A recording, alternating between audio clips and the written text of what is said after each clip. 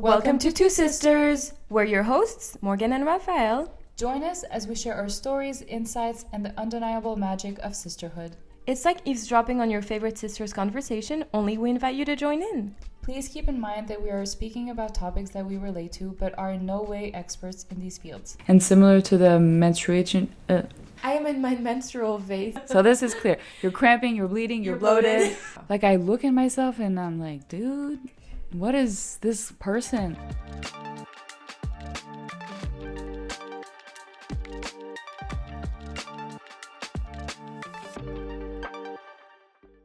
Hello.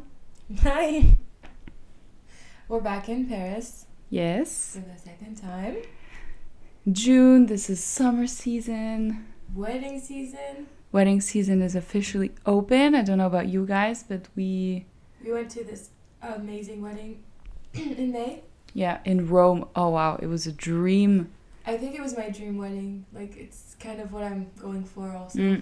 Yeah. I think everything was perfect from beginning To the end. to the end, and it was just magical. I think something that's out of a Pinterest board. Yeah, it's like some of my friends who saw my Instagram stories were like, this looked like a royal wedding or something. True. Yeah. But actually, yes. The venue was so fancy, like really high ceilings and fancy. Like a palace. Yeah. It was like an Italian palace. And like Italian singers who were actually, really good. Yeah. Because I personally don't like live music. I don't know why. Any type of live music? I'm Like just, covers? Bands that do covers? Well, it depends because like Jolene Jolie. or Miley, I love. But I have this like thing about live music that why, I don't know, I don't like it most of the time. Mm-hmm. But lately, people and things have been making me lie. And in this case, the singers were amazing. Mm. They really heated up the room. Like, everyone started dancing. Yeah, they were really good. It was also really romantic when it needed to be. And yeah, it was just perfect. a dream wedding. Yeah, they were amazing, really. I think I wasn't sure if I wanted live singers at my wedding, but probably now I do. I want a saxophone. Yeah, the saxophone for sure. And I would add also something like the drums. Oh. No, violin, yes, but during the actual like religious ceremony or not religious. You want drums in your church? No, violin in the church. Yeah. And drums like during the party with the Yeah. saxophone to make it like super. Yeah, I also now know I want a live band thing, but like something really fancy, not Yeah, of course. weird or Of course. cringy. No cringe allowed, for sure. I would die if people said my wedding was cringe. That would be the worst. Imagine all your efforts for people who say it's cringe. Yeah. That's not great. Anyway, I also attended a bachelorette party in Italy for a wedding happening end of June. Yeah. So I really like this season. Like right before summer when people are getting married. It's so nice. Very cute. I think a good transition to our topic today could be to say that having your period on your wedding day. Worst nightmare ever. I would hate it. That would be my worst nightmare. You know, a lot of girls who take the pill, you used to do that also. Well, for some other reasons. Like, you know, you're taking the pill and you're planning to take like directly after the next tablet or whatever, so you don't have your period. I think some people do that. I know, but for example, me or my friend who's getting married, we don't have. We're not taking the pill. So it's not something. Yeah, I'm also not doing it, so Right. I could never do that. It's also not good to do that. It's not good. Don't do it. I did it when I was like Young. 18. A friend told me before the Taylor Swift concert in Paris, so like last month, you should, because I had my period for that concert. Like the worst day of my period was on that day, and you too. Oh my God, cycle thinking. Well, not ovaries or uterus sinking. And a friend told me, well, take your pill, like don't stop the pill. I was like, I don't take the pill, and regardless, I wouldn't do it. But yeah. No, we couldn't do that. But I think a good thing is to plan accordingly. So like you watch your cycle and then you know when you're going to have your period, at least more or less you try to take a range where you're sure not to have it. Yeah. I mean, this would be for me a must. I cannot do otherwise. But I mean, when you're planning your wedding like a year ahead. Yeah, but you can... The projections are usually really accurate. Okay, then let's talk about that. Yes. Because I am very curious. I'm not the best student here. I don't have any contraception, and I can't say I'm tracking my cycle very well. You're not. I have the Flow app, but sometimes I forget to input my period or. Yeah. But you can also do it on the Apple Health, and okay. it sends you reminders like, did you log your period? No, I have it, and that says you haven't logged your period for 300 days. Yeah, exactly. So you should do it. Okay, so this helps to kind of build your life around your cycle. Right. And that's called cycle syncing. And it's our topic for today. Okay, so I know you've been practicing cycle syncing. I've been cycle syncing, man. Okay, so you've been cycle syncing for a while. You've been talking to me about it or like mentioning it, and I am so curious. So tell me about the menstrual cycle. Like, how does it work? Because you can see how well I'm not doing it since I'm not even tracking my period. Yes, so the cycle starts at your first day of your period, which is the menstrual phase. Okay. So this is like day 1 of your period, cycle starts, and it's usually, people say between like 3 to 7 days, but I mean for some people it's like 10 days. Yeah, okay. But, and also 3 days, that's really not a lot. Okay, perfect. I think it depends on like if you're taking contraceptives or if you're not, right? How long your cycle is. Yes, exactly. And then you move on to the follicular phase, which is when the egg it's ready to go down the tube and to be in contact with masculine stuff. The follicular phase is usually about 7 to 10 days. So okay. it ends about 1 week after your period. So basically, no, it ends 1 week after the end of your period. Yeah. And then it's getting ready for ovulation. Yeah, exactly. So then usually you ovulate about 8 days, 10 days after the end of your period. And this lasts, like, this is the shortest phase of the cycle because it lasts usually 2, 3 to 4 days maximum. Okay. And then this is where you're like glowing up. This is the most, like, this is where you're the most hyped. You feel the best. You feel good, you feel confident. It's usually the best, but it lasts 4 days. Yeah, exactly. So that's, unfair. And then you move on to the luteal phase, and for some people that's actually the worst one. It's the one right before your period starts again, so that's also the longest one, about 10, 14 days. Oh, wow.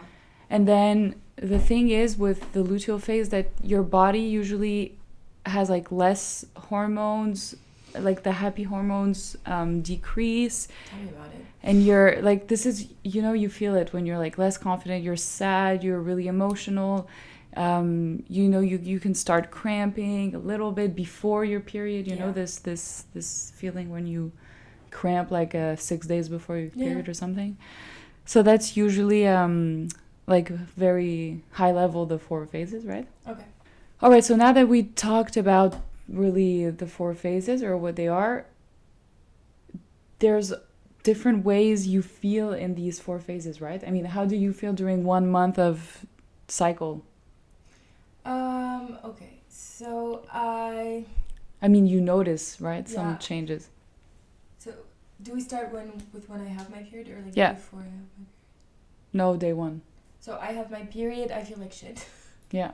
Clearly. Also, I have very painful periods, and I'm cramping a lot, and I'm in a bad mood. I can really feel that. Like, I can feel my mood changing.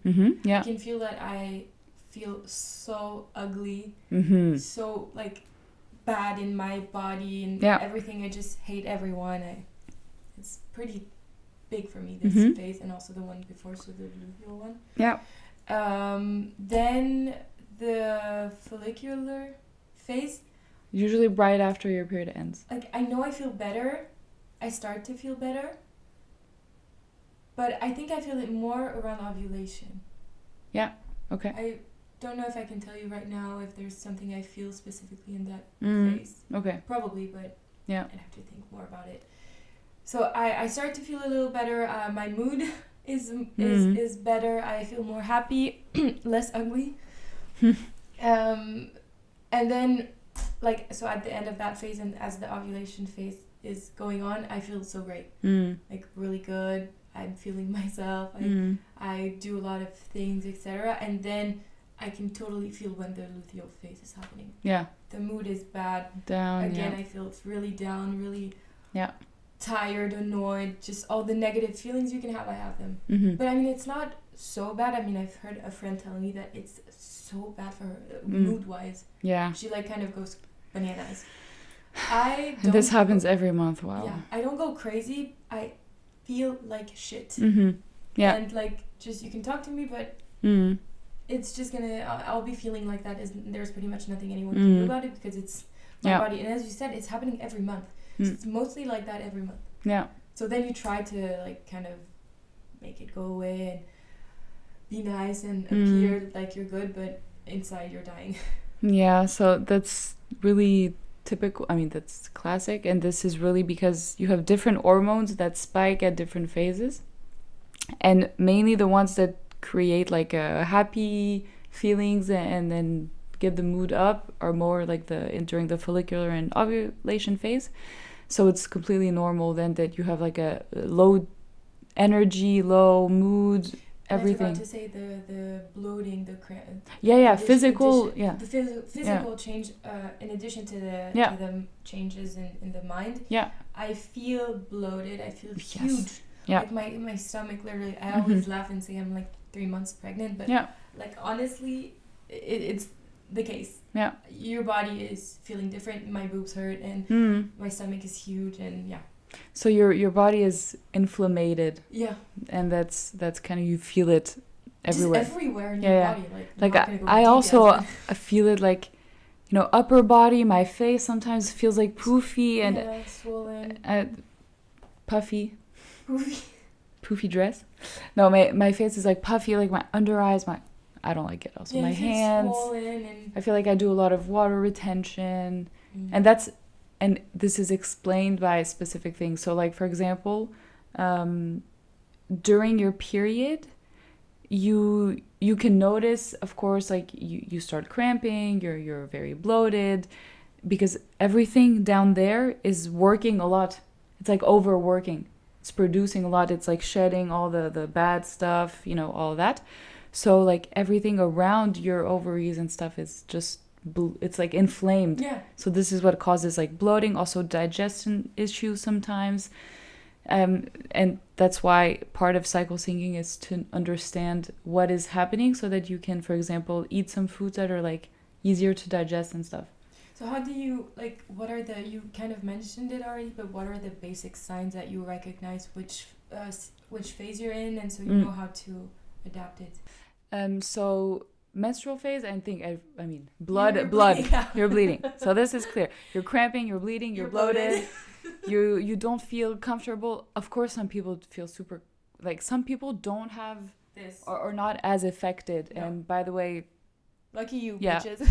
Lucky, because I think some have it much worse than others, and probably not the worst either. I heard some friends who said, you know, they were losing so much blood, they were like being fainted. They fainted, and you know, I'm anemic, and it's worse when you're on your period because blood is where it contains, you know, the iron, and I'm so iron deficient when I'm on my period. But some of my friends have it so much worse. Like they are so pale and they have to go to the hospital sometimes.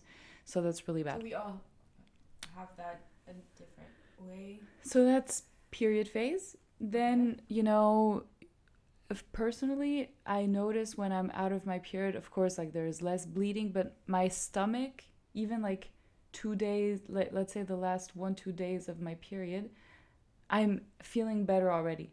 Okay. Like less bloated. I kind of regained a bit like comfort. I can redo like some sports that are like more heavy. Okay. All of that, it's getting better.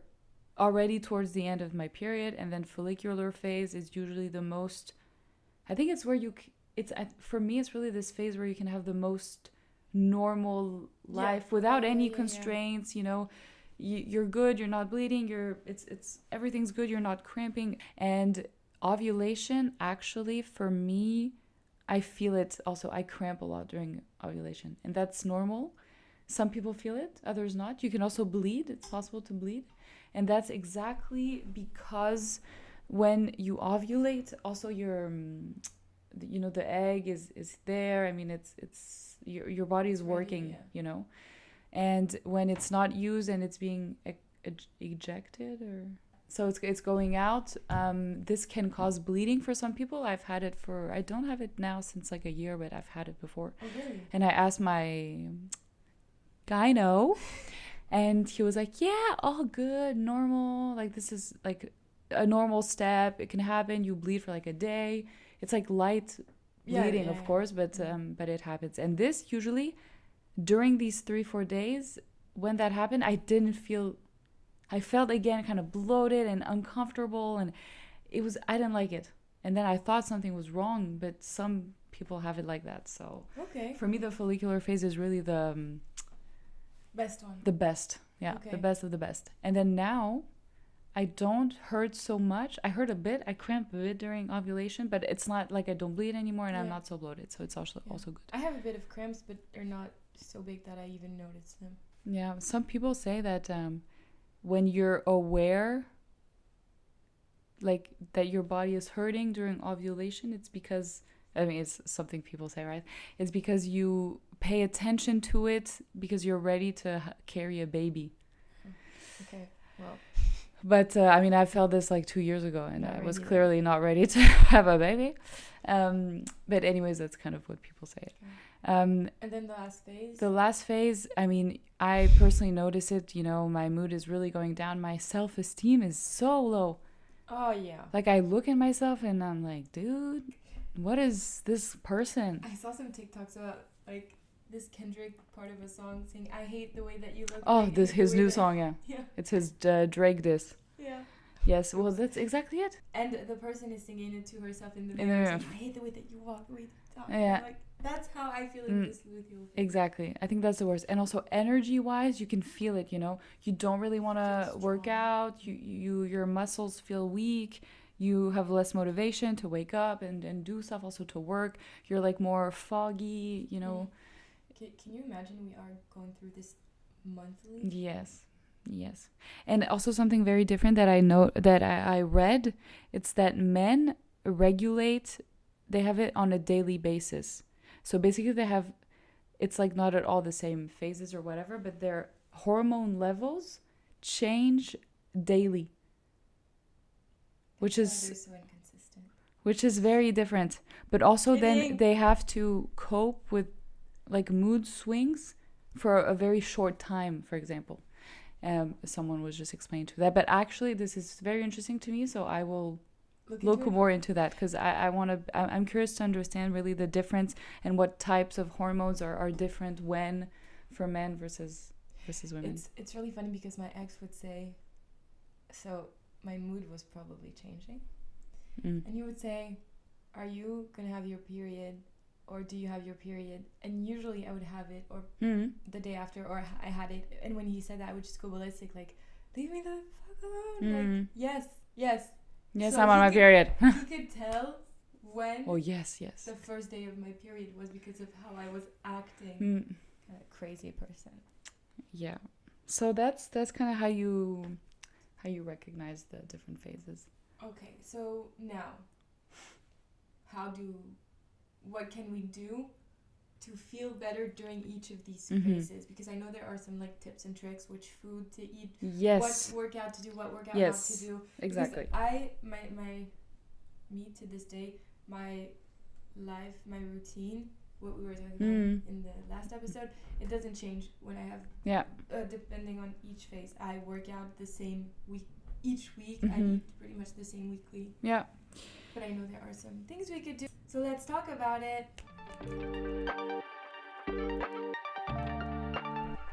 Okay, so how do we apply things That's to be a better? good question. So I think there are different things as to why we change our routine, you know, and it's because of these different hormone levels. Mm-hmm. It's important that we do activities that are kind of in line with it, and that we, for example, eat foods that allow us to compensate with the different hormone levels, you know. So this is why we have different different guidelines on what to eat, what to do, also social activities, all that. So maybe we can start with food, Yeah. or like nutrition wise, what can you do? So during the menstrual phase, as I said before, you're like very low on iron, you have less energy overall, and you need some foods that are going to boost these kind of things. Mm-hmm. And also your digestive system is not as performing, and you're also very inflamed, so you want to look for foods that are going to kind of balance this. So the fact that you're low in iron means you have to eat more leafy greens, for example. So it's like kale or spinach or a lot of salads. It's good, you know. I have really good salads I know recipes. Yeah. Please Like, share them. and that I was doing during my period, you know. It really helps. Okay. So it's all of the leafy greens that are maybe not fancy or sexy, but they're actually really good for you. Also like seaweed and fermented foods, all of that. They're very good. And then in terms of protein, this is where you can eat fatty proteins like salmon, you know, fish proteins. Also nuts are very good, any kind of nuts, because, you know, they bring omega-3s and stuff. And basically everything that comes also with from the sea or stuff like that. But what about red meat? Because red meat, you are low on iron. yes, And red meat it has a lot of iron. This, you can eat red meat, but you need to know that red meat is not good. Like, it's not easy to. You need to eat anyway regular. Yes, and it's not easy to digest. So I wouldn't eat red meat every day during my period. No, Like, but no. anyway, you should not do that. You should, no, it's not healthy. Like once a week in that. Yes, I like think a steak. yes, it's a good time if you want to increase your iron levels to eat that red meat. So yes, and then in terms of fruit, you can eat a lot of berries. I mean, berries are really good. I mean, anyways, your entire cycle, but that's really a time because it has a lot of antioxidants and stuff like that. It's a good time to eat them. And in terms of seeds, really good seeds to eat during your period are flax seeds. So you can add them to salads. Okay. You can also do some desserts with them, and they're really good add-on. And of course, like all the fermented foods are also really good. So like miso, kombucha, Right. kimchi, all these things. Like this cabbage that you find in Germany and Switzerland. Anyway, so that's for a menstrual phase food. For the menstrual phase, in terms of spices, curry is really good. Turmeric is very good. Ginger, because all of those are anti-inflammatory. Oh. So those are like important spices to just include in your salad dressings, on your eggs, on your meat, on your veggies, all of that. You can do like a coconut milk curry with spinach and like a fish, or, you know. Okay, yeah, that's very tasty. Yeah, and then also rice is good during this time because it kind of demands less digestion, and it's not gluten, so it's not going to inflame your body. Okay. And then when you move on to the follicular phase, where I feel more free to eat a bit different things. So, for example, gluten, I can include more because, like, I'm in a better digestive state, so I can eat like pasta and stuff. But I think it also depends on everyone. And there it's a lot of greens, but not necessarily leafy greens, because you don't need to be increasing your iron levels because they start leveling out already. But it's a lot of vitamin C, so it's like broccoli, avocado, zucchini, all of these yummy veggies. We have a lot of good salads as well on this. And then vitamin C, so all the fruits like oranges, grapefruit, lemon, all of that. Okay. So more like fruity, full of vitamin C to get this energy back. And then in terms of protein, this is, I mean, so for example, I eat eggs every day. Yeah. And I also eat them like during my menstruation phase.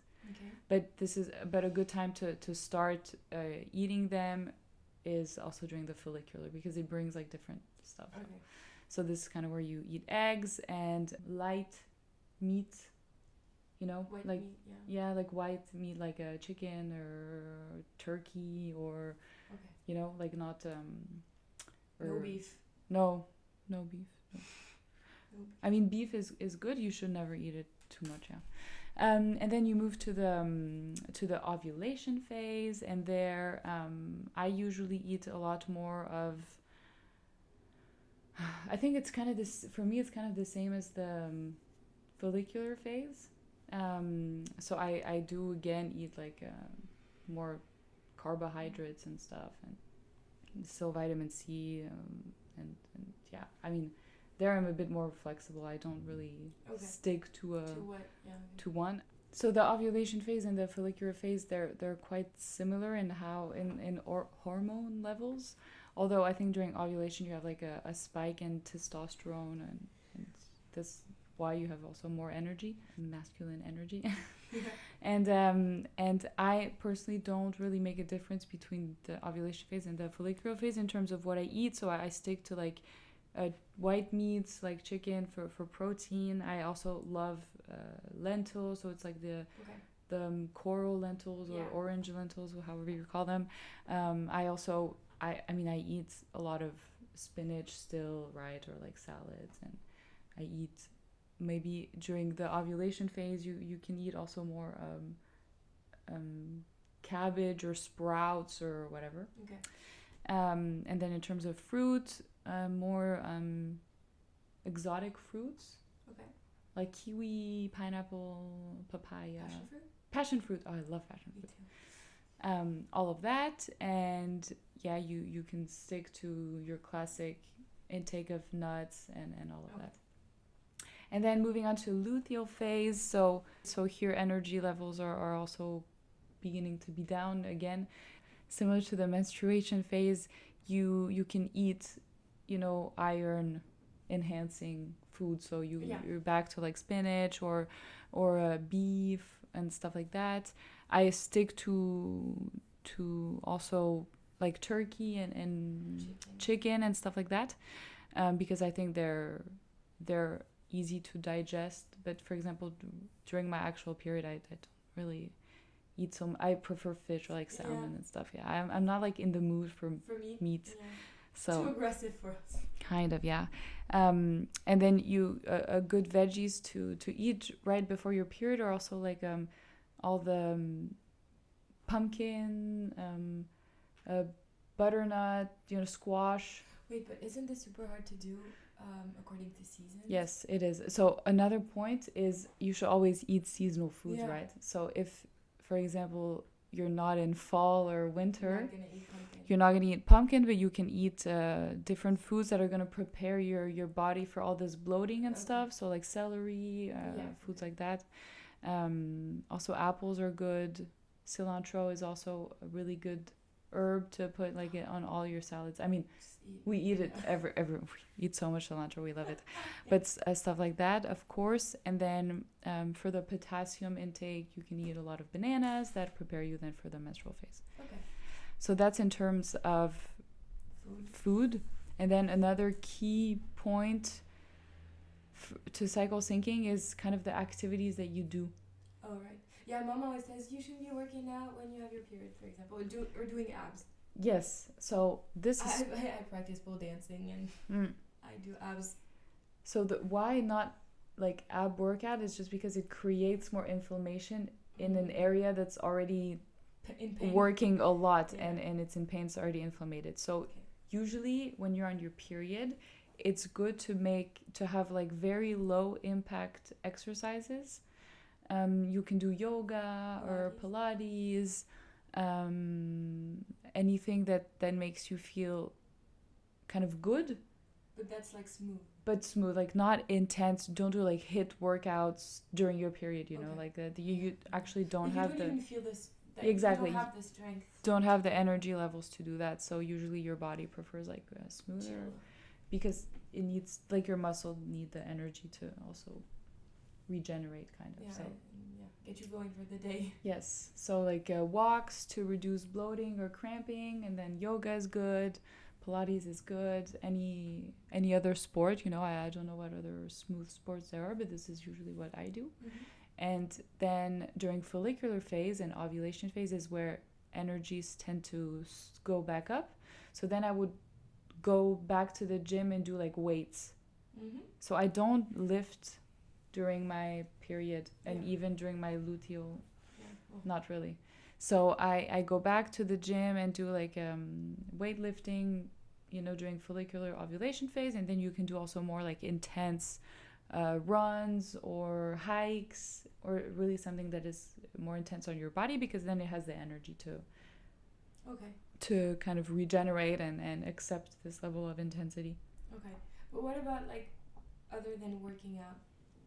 What else? I mean, because you mentioned, or was it you or someone else, like that you shouldn't have important meetings during this, this lifestyle part. The lifestyle part is, it's like, it includes like social activities, friends, or work. all of that. So a good way, and you should really listen to your body, because it tells it to you, really.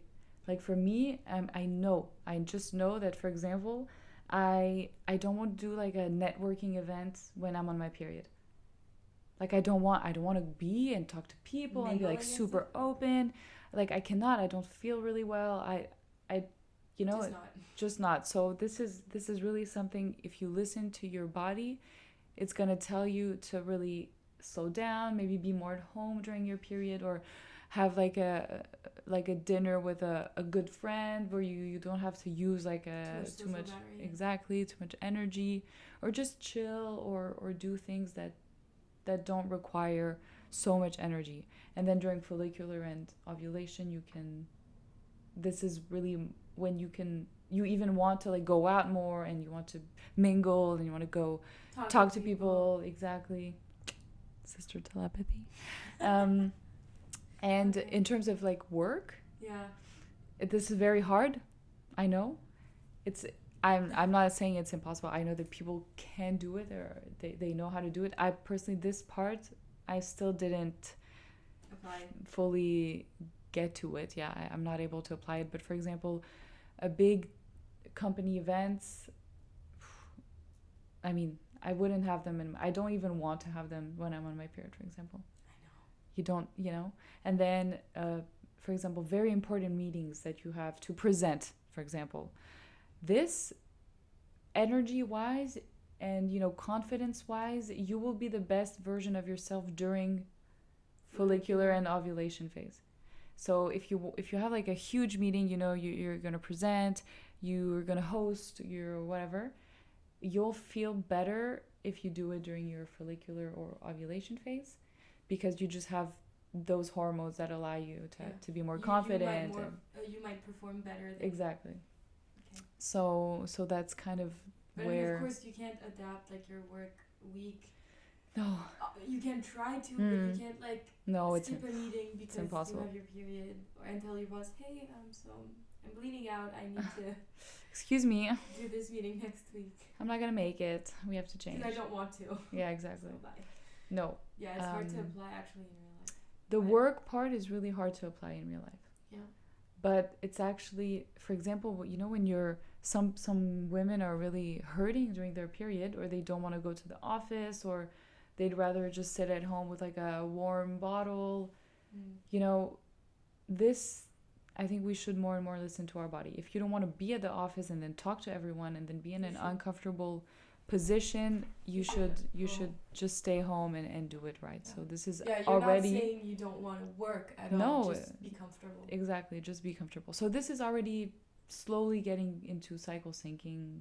Okay. From a work perspective, without saying, excuse me, no, I will not do this meeting. I am in my menstrual phase. Yeah, so no. And then same goes for a luteal phase. Like this is usually a time where I don't really want to go out so much. I feel it already. My mood is decreasing, so I'm not like the best company even, because I'm not like in a great mood. So it's really all about listening to the signs that your body gives you, and and I think it really it helps live a not like live a better life, but it helps you be synced with your yes, and kind of manage the symptoms of each phase, because you know the foods that you intake, they allow you to balance the hormone loss or the vitamins and whatever loss.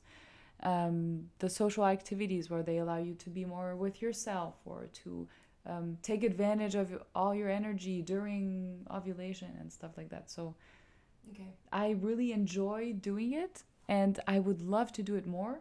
How long have you been doing it? I think like a year, year and a half maybe. 2 years. 2 years. When I first moved to Zurich. Yeah. Congrats. But I would like to do it more. I know. But so far in the last 2 years, what is the biggest change you've noticed, like, for you from doing that? So first thing probably is the symptoms, because I feel more I feel like I live my period, for example, less intensely, because it's better, you deal with it. Yes, and also like the symptoms last less, a bit, like not as much time. Less intense? Yeah, they're less intense. For example, I know I have like one day where my stomach really hurts, but other than that, it's manageable, you know? Yeah. And I think this is really part of the food that I actually eat, and like all the anti-inflammatory like spices and all that. So I do live my period less intense. So that's good. And then other than that, I feel like I'm a better version of myself during these phases where I have like full confidence and I'm like really me, and I can hang out with people and be like 100%, you know. Okay. So yeah. And then overall, I feel more in sync. You know, for example, when you're on a period, do you not crave like sugar, like fatty foods, and like, oh my God, like burgers or pasta, like with a lot of cheese and stuff? I'm the worst when I have my period. Well, that's actually really not good.